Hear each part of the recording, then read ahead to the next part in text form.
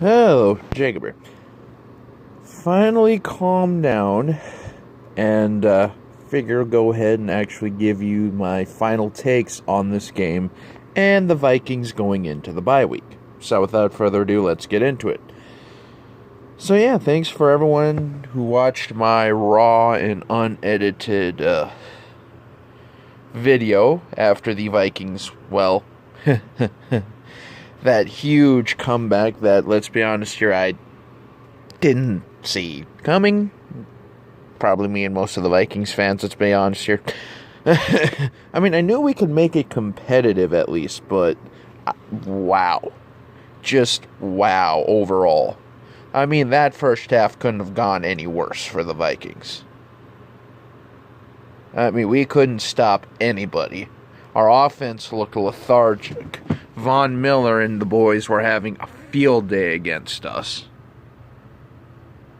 Brandon Allen looked like the second coming of, like, Pat Mahomes and Aaron Rodgers and insert, quarterback here. Which, by the way, Brandon Allen might actually be the future for the Broncos to really look at moving forward. At least until they can get Drew Lock up and going. We still can't stop receivers. We couldn't stop tight ends. No. And then the second half happened, and, wow. Kirk Cousins won us this game. Kirk Cousins won us this game. Again, Kirk Cousins won us this game. This might be the first time in history, or maybe the second time in history, you can actually say Kirk Cousins was the reason we won this game. Because that second half by Cousins, I mean, this is a new Kirk Cousins. This is honestly a new Kirk Cousins that I'm excited to see. Because this game should have been a trap game.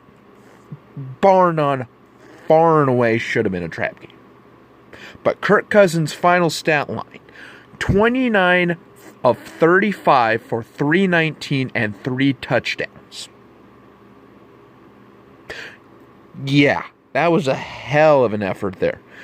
And of course, Stephon Diggs, 5 receptions, 121 yards and a touchdown. Kyle Rudolph had 5 receptions for 67 yards and the go-ahead game-winning touchdown. Irv Smith finally got his first touchdown. Dalvin Cook with a running touchdown. Even though Dalvin Cook really didn't have that great of a game, he only had 11 carries for 26 yards. But that touchdown was huge for us. And he also had 5 receptions for 31 yards, too. So all in all, he didn't have a great game by Dalvin Cook standards, but he did enough to basically keep their defense honest and let them know that Dalvin Cook can still cook you. Like a Thanksgiving turkey, if you let him run wild and free. But yet again, the secondary just...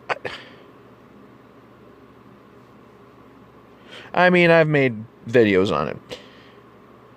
I will say, though, Jaron Curse, second week in a row making a big play on defense. And Andrew Sendejo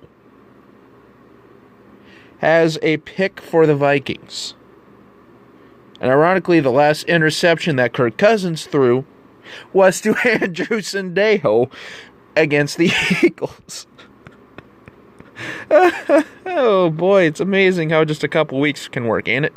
He goes from catching an interception off the face mask of Diggs for the Eagles to getting cut, to coming on to the Vikings and starting over injured Anthony Harris. By the way, Harrison Smith going down with injury. I mean, Harrison Smith, he had effort all damn day. But yeah, I mean, when it came down to it, the Vikings made a couple key plays. But seriously, though, this bye week, can we can we please get some secondary help back? Like, can we please have our secondary back? I mean, good golly almighty. It would really be nice to rely on our secondary again. Because, again, they've been getting just absolutely cooked this year. By multiple different types of receivers. By multiple different schemes. I don't know. With that being said, the Vikings are 8-3 going into the bye week. Again, this Vikings team right here, though. This is something to watch for. I mean, this Vikings team showed heart, showed determination, and showed what it takes to get the darn job done at the end of the day. Also, up to this point, before this game, teams that were down by 20 plus points at half were 0-99. 0-99 lifetime. And the Vikings make it 1-99. Hell of a fight.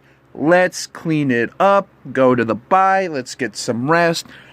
Please don't do anything stupid, boys. Last thing I want to hear is like 3 or 4 of our star players getting in trouble and or suspended. So if we can prevent that at all costs, that'd be nice.